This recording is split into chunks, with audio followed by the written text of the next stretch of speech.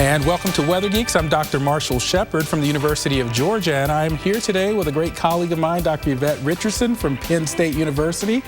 She's one of the top experts in the world on severe weather and tornadoes, and we've invited you here today to talk tornadoes. But before we get into that, you've got to really, some of us really kind of knew since 6th grade we wanted to be a meteorologist. That's not your story. Tell us your story. No, that's not just that I know. But I actually maybe the universe was trying to tell me to study severe storms because I had a tornado come right by my house when I was little. I remember being in the basement. And my house actually started on fire from lightning. Oh, wow. Now, where did you grow up? In Wisconsin. Okay. Yeah. And, so that made an impression. But I don't think I'd ever been exposed to meteorology as a field of study or something you could do as a career. So I actually had lots of different interests. And my senior year is choosing between teaching, journalism, psychiatry. Oh, wow. But you ended up with a physics degree, is that right? I ended up being persuaded by my uncles that I should give physics a try. And so I went to the University of Wisconsin River Falls, really great little physics program, really loved it. And I came out of class one day and happened to see a poster for the Summer Institute on Atmospheric Science at NASA Goddard. NASA. Where I used to work at NASA. Sure, Goddard. So I showed it to my boyfriend at the time, who's now been my husband for 25 years. And we both applied, we both got in, and we both ended up becoming meteorologists. Oh, wow. Really different path, but yeah, and so I think it has worked out, being one of the top programs in the country. And so let's talk about, in grad school, you helped collect data for one of the earlier vortex experiments. And for those that don't know what vortex is, it's a field campaign to help us learn about tornadoes. Tell us about that experience and then what you ended up doing in Vortex 2. So in Vortex 1, which then it was just Vortex because there wasn't a 2, but my husband and I were a sounding team. So we went out and it was our job to release weather balloons into the supercells. And so we did that for the 2 seasons of Vortex and learned a lot about tornadoes, learned a lot about field programs. And then that was kind of in the middle of grad school, so I went on to do a modeling study of severe storms for my PhD. And then after that, really transitioned more into observations with the mobile radars. So you work with a lot of these Dopplers on wheels? I did that right after my PhD with Josh Worman. I went out for a few seasons with them. A lot of people are familiar with him from his chasing activities and research and dial.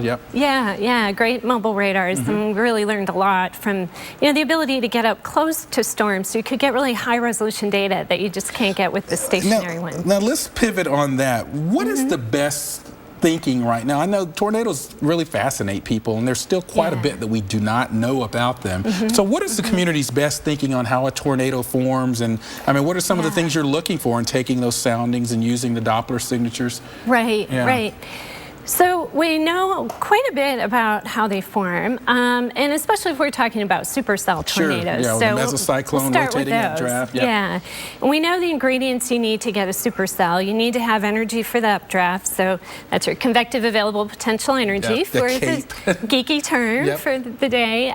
So the CAPE, and then you need some deep layer shear. So winds are changing speed and often direction with height. That's correct. And that, associated with changes in the wind is kind of a sense of rotation like a Ferris wheel would have, kind of about a horizontal axis. And when that comes into a storm, it gets tilted to be more like the rotation of a carousel. So around a vertical axis. And that gives you the big rotating updraft at mid-levels.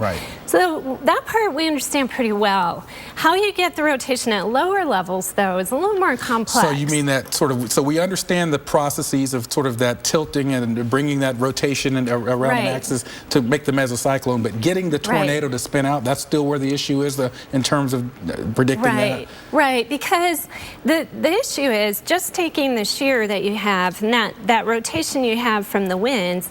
If you just try to tilt that with an updraft, you can't get that really close close to the ground, because as you're tilting, you're also moving away from the ground. Exactly. So we need to have air that's descending as it's developing rotation, so that it can end up with this rotation right next to the ground. So is this where you hear oftentimes in our field people talk about the rear flank downdraft or some other types? So are they playing a role, we think, in this rotation? Yeah, so we think that flow through the cold pool underneath the storm, in there you have these temperature contrasts, and so if you have air that's trying to sink over here and not over here, that gives you another development of rotation. Exactly. It's horizontal, so it's more like the Ferris wheel kind again, but as parcels descend, you can take that and tilt it as they're descending and end up with a vertical component.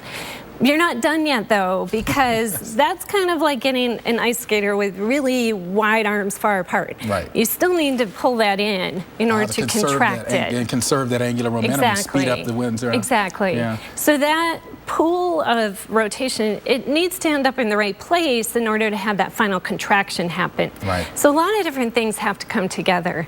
But right now there are also other theories. That one with the temperature gradients has been one that's been leading the theories for quite a while, but there are some newer theories about frictional torque near the surface, and that there's a nice geeky term for it. There we go.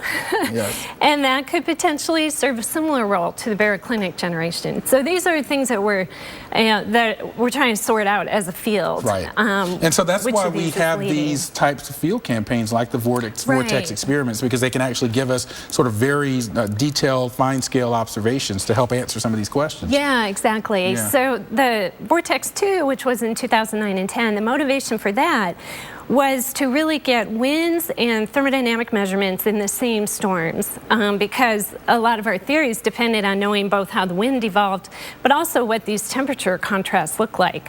So we had cars that would drive around underneath the storm collecting pressure, temperature, relative humidity, so we could evaluate that, while the radars were collecting really detailed three-dimensional volumes of wind. So when you try to put all that together, you can try to assess which of these are the leading theories. That's really a great intro. This is really great. I hope you're realizing the expertise we have here. When we get back, though, I want to delve into her expertise to find out, why are some tornadic storms easier to predict than others? Or is that a question that really is a bit challenging to answer? But first, our Geek of the Week. This week's Geek of the Week is Penn State Senior Research Associate Dr. Scott Richardson. Dr. Richardson's favorite kind of weather is anything extreme, like the blizzard he experienced in Beaver, Oklahoma, and had to sleep on a church floor because all the roads were shut down. Oh my goodness, how about that? Anyway, congratulations to Dr. Scott Richardson, our Geek of the Week. Zulu 69er, clear for takeoff. Roger that. See ya. We are out of here. When you're living with diabetes, steady is exciting. Oh, this is living, baby. Only Glucerna has Carb Steady to help minimize blood sugar spikes. This is what I'm talking about. Then try new Glucerna Hunger Smart with 15 grams of protein to help you feel full. Glucerna, steady ahead.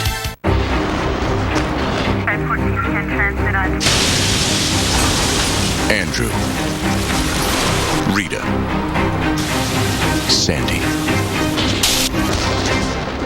Meet Chris, Jackie, Joe. Minor damage or major disaster.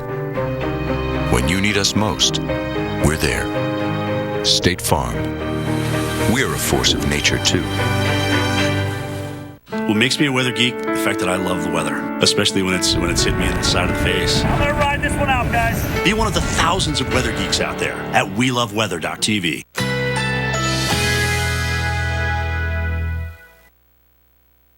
Currently in our area, 84 degrees under mostly cloudy skies.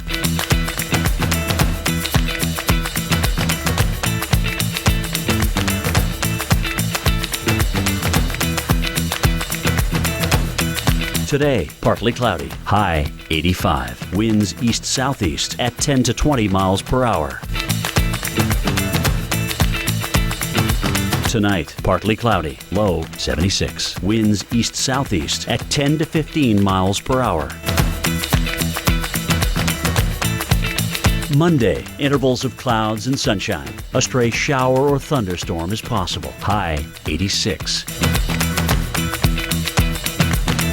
Here's our 7-day outlook.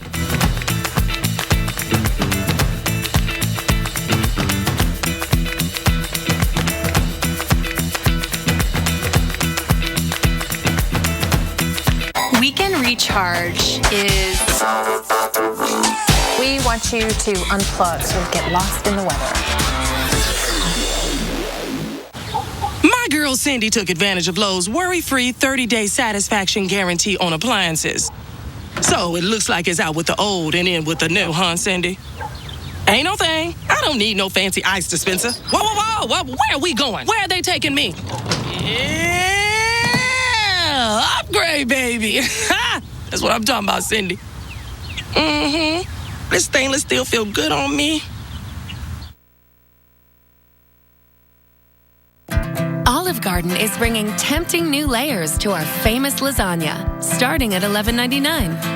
With 3 new irresistible dishes like chicken parmigiana lasagna, ravioli alfredo lasagna, and seafood lovers lasagna. All with our unlimited salad and breadsticks. And all starting at $11.99. You won't want to miss a single layer. So come in now. Olive Garden, we're all family here. Thank you for dining with us. Hope to see you again soon. Thank you so much. I got this. Just gotta reach the check. Almost there. I can't reach it. If you have alligator arms, you avoid picking up the check. What? That's what you do. I got this. Thanks, Dennis. If you want to save 15% or more on car insurance, you switch to Geico. It's what you do. Oh, that is good crispy duck. And we're back with Dr. Yvette Richardson from Penn State, and we're talking tornadoes. Now, before I get to a discussion on the clash of the air masses, supercells, these big rotating systems, would you say that they're relatively easy to predict on a certain level, just not at the tornado level? I mean, in terms of what we know? I mean, it seems that we know that storm environment's going to produce tornadoes. Right. Yeah, and that's a great point. So we know the ingredients for a supercell pretty well. We know some of the additional ingredients that you need in order to have a tornadic supercell, but it's still difficult on a particular day, even when you have all the ingredients, to know which supercell is going to produce tornadoes. Exactly. And that causes us to have a lot of problems, having false alarms and not detecting some tornadoes. Although overall, I think forecasters do a pretty great job. The folks at SPC and otherwise. And we've got some tornado shots from a past guest, Dr. Victor Gensini, so shout out to Victor for the photos. Now, you were part of a paper, Clash of the Air Masses, and it was a unique research paper that was targeted at the public and the media as well. Tell us about that. Do we get that wrong? People always talk about clashing of air masses causing tornadoes. Right. Why is that right or wrong? Right. So the point that we were trying to make in the paper is that when people talk about clashing of the air masses, it implies that it's these variations in the horizontal that are the most important thing for getting a tornado. But really, we have those variations all the time without getting tornadoes. Right. And what's almost probably, what we look at really when we're trying to decide if we think we're going to have tornadoes is really how things are varying in the vertical more than the horizontal. And those are related through, in some ways. Your temperature gradients determine part of your wind shear, for example. Right. But we learned an awful lot about storms by just taking vertical profiles and putting them in models without any of the horizontal variations and determining what kind of storm type we would get. So so that's really kind of the way we'd like the public to think about it more, is how things are stacked up in the vertical. It's right, exactly, more so than horizontal. Now, I want to throw out some geeky terms here, the quasi-linear convective systems and supercells. These are two sort of the types of systems that can produce tornadic storms. What are the differences and what can you tell our viewers about them? Because here in the Southeast, we get these QLCSs quite a bit. Right. So supercells tend to be a more three-dimensional structure, and because of that, they can do a lot of the tilting and things that you need to get this really strong mesocyclone aloft. Right. QLCSs are basically more of a big line of continuous convection with variation along it, which is why it's only quasi-linear. Exactly. But you can get things to wrap up in those as well. So we get tornadoes in those, and they're hard to predict. They tend to occur in environments that cause us trouble, environments that don't have a lot of CAPE, and we just don't do as well with them. So it's very hard to tell which of them is going to make a tornado and which ones won't. And as we're taping, Vortex Southeast is happening, and I suspect there may be some QLCS type systems perhaps out there even tonight as we're taping in parts of the Southeast. So what motivates you to study these? We've got about 20 seconds. What motivates you to do this, what you do? Well, I think anyone who studies tornadoes is really motivated by the societal impact that they have and wanting to do research that can go into improving warnings and reducing societal harm. Exactly. Now, I want to pivot here since I have expertise here with Dr. Richardson. When we come back, we're going to pivot and talk about the underrepresentation of women in the field of meteorology and the broader STEM fields in general. So join us next on Weather Geeks.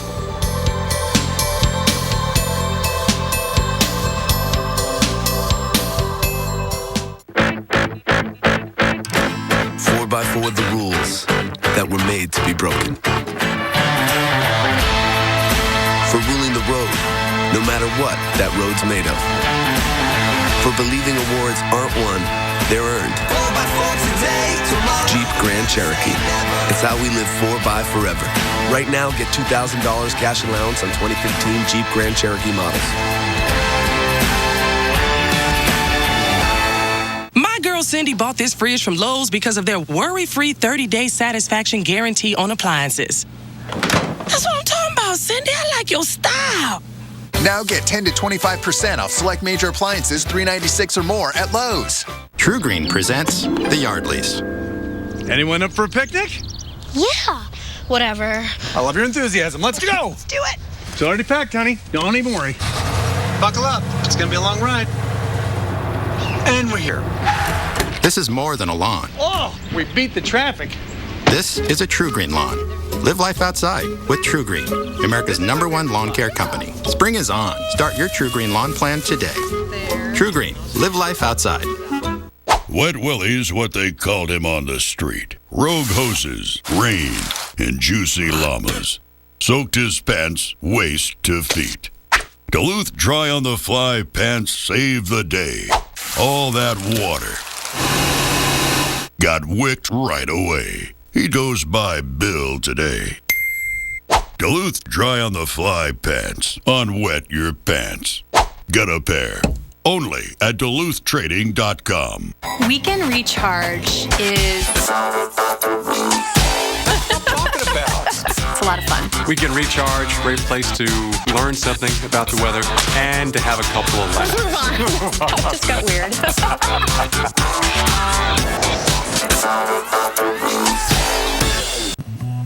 Great time for a shiny floor wax, no? Not if you just put the finishing touches on your latest masterpiece. Timing's important. Comcast Business knows that. That's why you can schedule an installation at a time that works for you, even late at night or on the weekend if that's what you need, because you have enough to worry about. I did not see that coming. Don't deal with disruptions. Get better internet installed on your schedule. Comcast Business, built for business. Maxwell's is now open in the Driftwood Plaza of Jupiter. Gold, silver, coins, diamonds, jewelry, paintings, and objects of art. If you don't want it or wear it, sell it to Maxwell's. We buy and sell diamonds of all sizes, clarity, and condition up to 10 carats in size and above. We have decades of experience buying and selling gold, coins, diamonds, and objects of art. Maxwell's, located in the Driftwood Plaza on US 1 in Jupiter, Florida. 7 days a week, AMHQ is right here and weather ready. Let me get you ready for the day weather-wise. AMHQ, every morning starting at 5 on the Weather Channel. What makes me a weather geek? That's a great question. I love the weather. That makes me a weather geek. I'll talk about the weather whether I'm at work or not. Owning like 5 weather stations at my house, and then I name them. Who does that? I have a weather station in the backyard so I can check the dew point, which is my favorite weather piece of data. I am a nerd. I'm nerdy and proud. Can I go off about dew points? I'm proud to be a weather geek. Join our exclusive community for fans. Be one of the thousands of weather geeks out there at weloveweather.tv.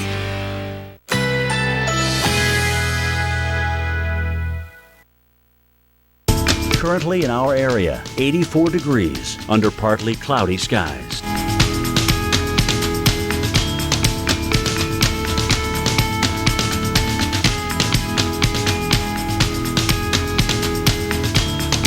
Today, sunshine and clouds mixed. High 85. Winds east-southeast at 15 to 25 miles per hour. Tonight, clear to partly cloudy. Low 76. Winds east-southeast at 10 to 15 miles per hour. Monday, sunshine and clouds mixed. A stray shower or thunderstorm is possible. High 86. Here's our 7-day outlook.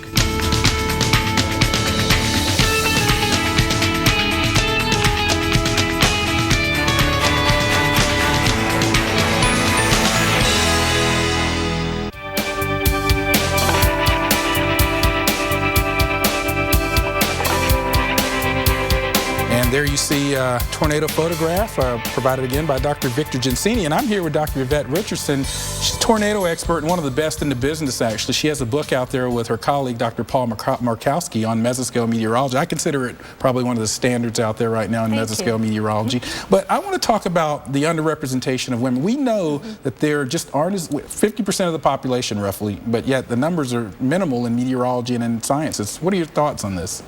Right. Yeah, it's an unfortunate statistic, really. Yeah. And what we've noticed is that the percentages are higher at the student level, right. But they don't seem to then translate into some of the higher levels. Right. And so there's this leak in the pipeline, and I think that's something that we really need to try to figure out. Why do people who had an interest and even had training, why do they not want to stay in it? And we need to figure that out. We do need to figure that out, but one of the things that you were on the AMS Council, and we know that some of the higher level awards that were received in our community and the highest honors like fellows, we don't see as many women. And are there things that are happening in a career trajectory that women struggle with differently than men, or are there sort of biases or things that happen? What's your perspective on that? On pregnancy, family, what are your thoughts? Right. Well, it's hard to say for sure which of those is. I mean, some studies certainly have shown implicit bias. I think it's often not a conscious thing. Oh, sure. But it is something that certainly could be happening. I do think that the way that our careers are, especially say the academic careers are structured, it's a little unforgiving for having families. You got to publish, you got to get grants, you got to go out on field campaigns. Right. And I imagine there are even challenges in the broadcast field for young women as well. Right. If they're on the air, then you have to take time off and whatnot. It's a quick business, it's a changing business. So do you see similar challenges in other scientific fields? I'm sure you know people in other disciplines. I think these challenges are probably common across a lot of different disciplines. I think as you have dual career couples, it's just a hard thing to balance, and it's hard to keep both people able to perform at the level of people who aren't in that setup. Right. So I mean, but I think the good news is I think people like the in the NWA and the AMS and others are aware of and addressing these issues. So there's not this negative perspective on it, but we're trying to understand it so that we can improve it. Now, in this last minute and a half or so, you're in the classroom, as am I. How is it changing? I mean, you're a mesoscale meteorologist. Are you still getting in there and teaching sort of hand analysis, or is everything automated these days? I hope that we are always going to teach hand analysis. Yes. And when I went to the Storm Prediction Center to participate, that was the first thing you had to do every morning. They had to do a map and you had to analyze it. And it's really the best way to get the meteorology of the day into your head. So it's a skill that maybe looks old-fashioned, but is still extremely useful. Yeah, I think that's key, getting the meteorology in your head. That's very important. We're coming up to a close, and I want to sort of use that to really kind of build on something you just said, which is that many of the meteorologists now just go right to the models. What's your thought on that? About 10 seconds. Well, young meteorologists. Yeah. They probably can get something out of that, but they're going to get more out of it if they put a little more effort into it. Exactly. And I just wanted to get that out there. This is where we have to end it. Thank you so much for coming down. We're on here every Sunday at noon, and you can find us on Twitter at WXGeeks TWC. We're also on Facebook. See you next week. It's Saturday morning and your yard is calling. And with your new Simplicity Courier and its innovative cargo bed, you're ready. Because there are flowers to plant, tools to transport, and a whole lot of everything else. Its suspension comfort system smooths your ride, while your Courier Zero Turn delivers that great Simplicity cut. So whatever it takes to create your own piece of paradise, the Simplicity Courier delivers. Visit simplicitymfg.com to locate a dealer near you. The sun may not be out, but your yard can still shine with Simplicity. Pet moments are beautiful, unless you have allergies. Flonase is the first and only nasal spray approved to relieve both itchy, watery eyes and congestion. No other nasal allergy spray can say that. Go ahead, embrace those beautiful moments. Flonase changes everything. I take Prilosec OTC each morning for my frequent heartburn, because you can't beat zero heartburn. The sweet taste of victory. Prilosec OTC. 1 pill each morning, 24 hours, zero heartburn. Whoever said dreams can't become a reality never experienced Rust-Oleum's exclusive rock-solid technology. An industrial-strength floor coating engineered for you. For a simple application that you can drive on in one day. With a range of unique metallic finishes to choose from. So you can achieve the look you've dreamt of, along with unmatched rock-solid protection. Rock Solid, only from Rust-Oleum. Available at the Home Depot. Home Advisor is a very easy way to find a home contractor, and for me, it's the only way. Home Advisor instantly connects you with top-rated pros for any type of home project. If you need it, Home Advisor has it. And it's completely free. Go to homeadvisor.com now. Your brain is an amazing thing. But as you get older, it naturally begins to change, causing a lack of sharpness or even trouble with recall.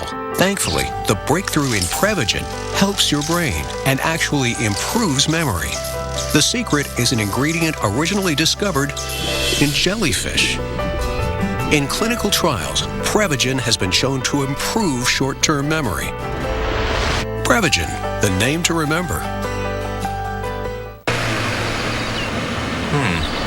What do you think? I can see you and me walking hand in hand through the park. Good morning. In the park. Attention shoppers, there's a lost couple in the men's department. There's a great big unkhaki world out there. Explore it in a Subaru Crosstrek. Love, it's what makes a Subaru a Subaru.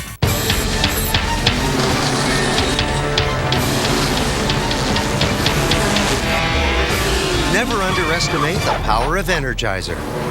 Our longest lasting Energizer Max ever. A generation has grown up trusting the Weather Channel. Coming to us for the most accurate forecast. This is all heading into your area right now. Relying on us for the most trusted storm coverage. We are in the height of the storm. There is still a lot of flooding. There's a tornado. Whoa! And now, choosing us as the highest-ranked TV news brand for 6 years in a row. Where you get your weather matters. So thank you for trusting the leading experts in weather.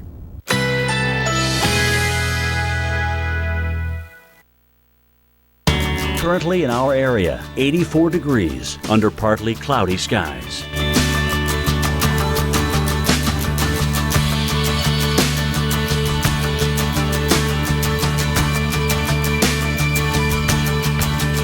Today, sunshine and clouds mixed. High 85. Winds east-southeast at 15 to 25 miles per hour. Tonight, clear to partly cloudy. Low 76. Winds east-southeast at 10 to 15 miles per hour. Monday, sunshine and clouds mixed. A stray shower or thunderstorm is possible. High 86. Here's our 7-day outlook.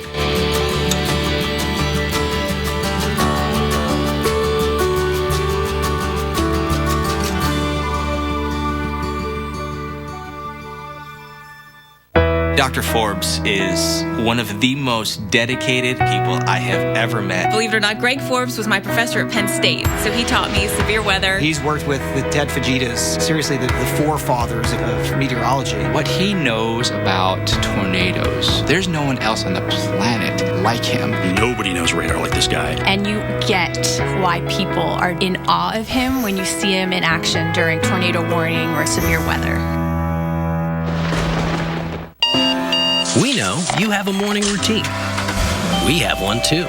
7 days a week, AMHQ is right here and weather ready with Jim Cantori, Stephanie Abrams, Jen Carfagno, and the rest of AMHQ. Let's get right to what you want, and that is the weather. AMHQ, every morning starting at 5 on the Weather Channel. Now on 23.5, foods you love are disappearing daily from our planet. If there's enough to eat, should we even care about food variety? And he's the first black U.S. Senator from New Jersey, and he's taking on toxic waste cleanup. You'll also hear what his mother said to him when he was sworn into Congress. And 2015 is the biggest year for shark attacks in the U.S. ever. But don't blame the sharks just yet. All that and more next on 23.5.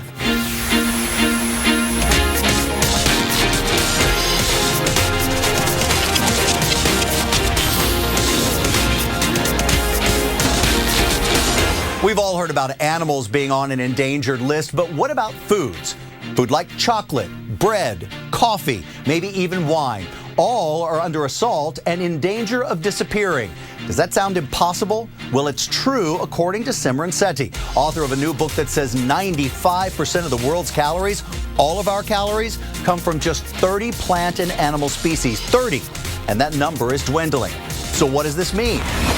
The name of the book is Bread, Wine, and Chocolate.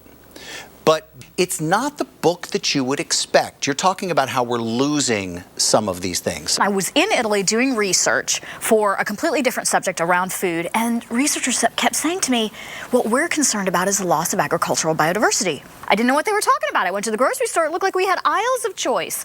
Well, what we're losing is diversity within the foods that we eat. We're shrinking down the kinds of foods that we eat, the varieties of foods that we eat, and it creates a really perilous food system. An investment person wouldn't ever say to us, hey, listen, Sam, here's how to secure your financial future. Put everything into 2 stocks and keep your fingers crossed. But that's exactly what we're doing in food. We're moving toward a global trend of what researchers now call the global standard diet. What researchers who analyzed 50 years of data on what 98% of the world eats learned is that the global trend right now is toward wheat, rice, corn, soybean, and palm oil, where effectively 95% of our food comes from just 30 species. 3/4 of our food comes from 12 plant and 5 animal species, and that creates a treacherous way to ensure food for the future.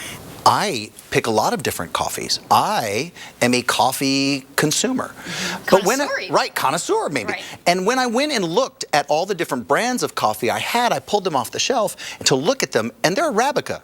Now there are what should be hundreds, if not thousands, of different coffee beans that are grown on the planet, but you make the case that Arabica is the coffee that consumers are given in different brands. So there's no incentive for growers to grow the other beans. So those beans, those plants are being lost. When we look at coffee, there are 2 primary species of coffee that we look at, Arabica and Robusta, Coffea canifera and Coffea arabica. And almost every variety that we taste comes from these 2 species. Coffee leaf rust has wiped out huge swaths of Arabica. That's why Honduras and Guatemala have actually declared states of emergency. We don't see it. As coffee consumers, we're going to our coffee shops and we think everything's okay. And it's happening to, what, just about every kind of food? Every food is compromised by this. I'll use another example. When I went to the grocery store, the largest grocery store in the United States is Walmart now. And 90% of dairy products that are on store shelves come from exactly one breed of cow, the Holstein Friesian. Now, we use that breed because it's a high-yielding dairy cow. Right. So it makes sense on one level. But what happens if that one variety, that one breed of cow, succumbs to a disease? 90% of our dairy products come from that one animal. So why does that make sense? You know, and in truth, it doesn't. But we have ways. That would be an immediate consumer nightmare. What's happened is of course, we want to create foods that are abundant, right? We want to grow foods that have a high yield. But what we've increasingly moved toward in our industrialized food system is growing everything in monoculture for efficiency. We see it with the Cavendish banana, right? That's a variety of banana that we see on store shelves. We have the ability in the world to grow thousands of varieties of bananas. We see exactly one. That's because it's one. It ships really well. It's shelf stable. It sits there for a long time. It does a good job. It's not the most delicious banana. It's not the most nutritious banana. It's the one that travels well.